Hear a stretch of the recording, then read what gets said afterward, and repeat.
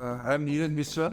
I'm currently professor of statistics, which is a part of our Department of Mathematics and Statistics.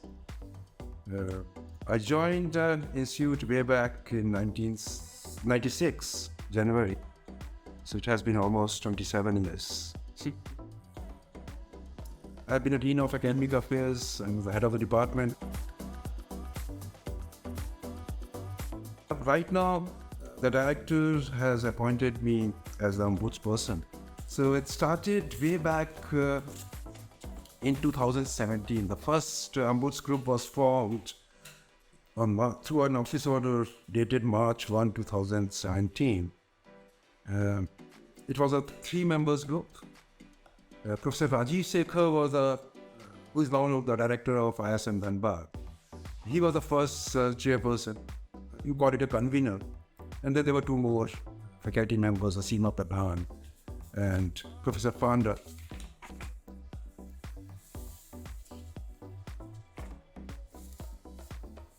Then the second Ombuds group was headed by Professor Karnik from Computer Science and Engineering.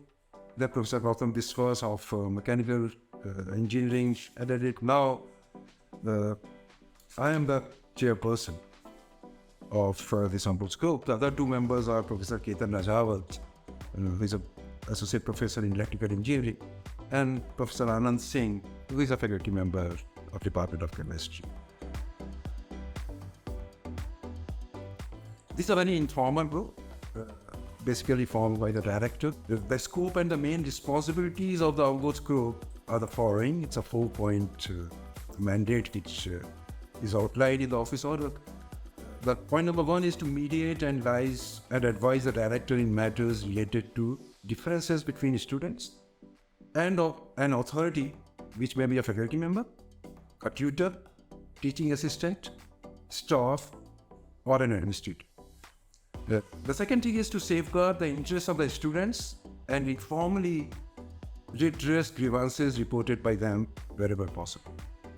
So note that this group as such can only informally redress the grievances. It is not a statutory body to redress the grievances. Unlike your SSAC and other bodies, which are kind of statutory bodies, which come under the Senate. And so it is, the Ombuds Group is mainly appointed by with a certain mandate. The point number 3 is to maintain an active liaison among the students, faculty members, and staff and the related quarters by exercising effective coordination. So it is expected that this group would effectively coordinate with all the stakeholders, which in this institute are primarily the students, faculty members, and staff members, to have a better academic environment. Point number 4 is to advise the institute on different measures required for nurturing and promoting the interests and welfare of the students. So there's a possibility that there are certain issues which institute may not be directly aware, although institute makes its efforts to take care of all the issues which come through the academic senate or the student senate.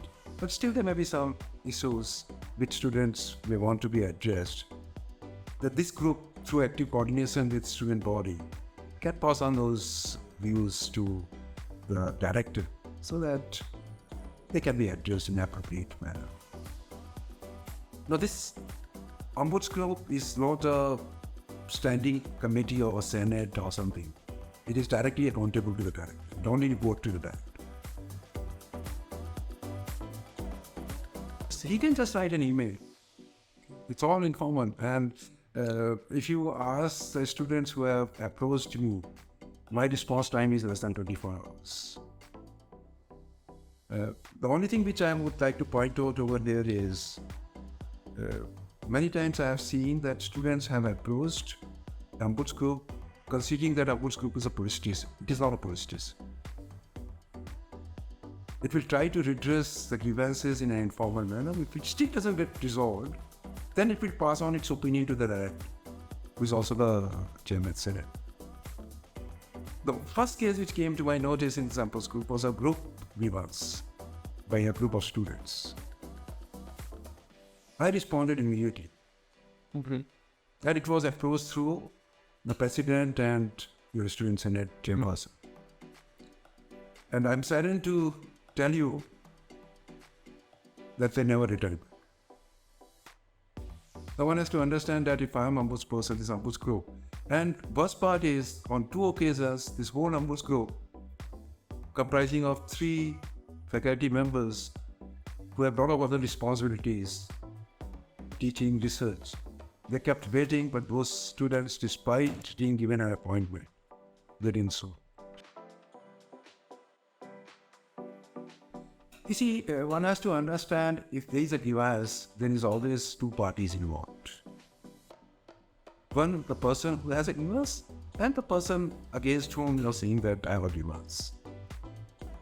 If it is a right of a person to make a case for a grievance, it is also a right of the person who is on the other side to know certain facts. So if grievance has to be addressed, that part of our privacy still falls in the gray area. There are certain kind of grievance which are governed through the national acts, act passed through the parliament, like harassment case. They will not come to Ombuds person, because even if they come to the Ombuds person, he will directly, or the group will directly direct them towards the ICC. Their privacy concerns are very precisely defined. So certainly the privacy is an issue. It will be maintained to the extent possible, considering the rights and privileges of all the bodies concerned.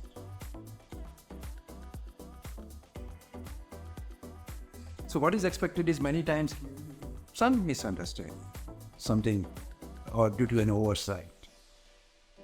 And student is possibly not in a position to communicate directly with the authority or whoever that authority is. Then this Ombuds person mediates and tries to come up with a amicable solution. So I would say one doesn't have to consider it in a way that it is a court where you have to write down every details in a very... One has to present a case, depending on whether evidence is required or not. Let's hope that in many cases evidence will never be even required. Maybe just an oversight or just lack of understanding between the 2 parties, the grievance has come. But certainly if you have a grievance, there should be a basis for a grievance. Let's say I'm a PG student, right? And there are human behaviors involved. I'm working with a supervisor. I have worked with him for 3 years. All of a sudden I feel that possibly this person, I should not be working with this supervisor anymore, and I would like to ask for a change of a supervisor. Certainly this changing a supervisor is always a tricky business, because everybody has invested something during those 3 years. Supervisor has invested something during those 3 years. Student has invested his time over there. So there may be a sum of it. And that is where, for example, the student or the instructor can approach the Ombuds person.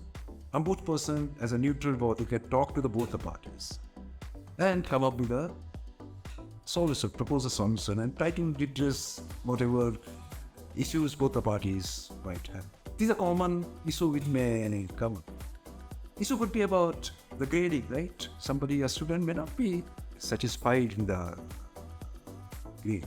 Certainly, a Ombuds person cannot play any role over the levels. But certainly, a Ombuds person can look at the concerns of the student, look at the concerns of the faculty member, and advise the director that, look, possibly these are the issues which needs to be addressed. And possibly then a proper authority, which happens to be the Senate or any of its standing committees, SUGCs, can look into those issues, which so far were possibly unnoticed. So although the Ombuds Group may not be in a position to redress those issues of its own, because it's not an authority, but it can direct those issues to appropriate bodies, appropriate authorities, so that those issues are taken care of and they are resolved amicably. Yes, if you So I'm saying it is informal. So if you send anonymous, certainly we can. If you ask me that, keep my identity. But certainly one has to give. You cannot say that I have a grievance. Just saying a grievance is not good enough. One should have a basis. So you can be anonymous, but at least give a basis. This is the basis. So first of all, you see, whenever you have to take the services or whenever you have to utilize a group or a body optimally, it's very important to understand the philosophy behind having such a group. And that's the reason I have been repeatedly saying that one should be very clear in the objectives of the Ombuds Group. One should not consider it as a police station. There is a conflict. We are part of the same family, same academic community. If there's a possibility, because when you live in a family, there will be certain grievances against each other. You come to this group, and this group, because it has direct approach to the director, it can try to resolve. First of all, it would try to resolve informally within its framework. If it doesn't happen, then it can certainly advise the director to take appropriate action. So whatever needs to be done to resolve that. So I would encourage students to approach, but keeping philosophy in the mind.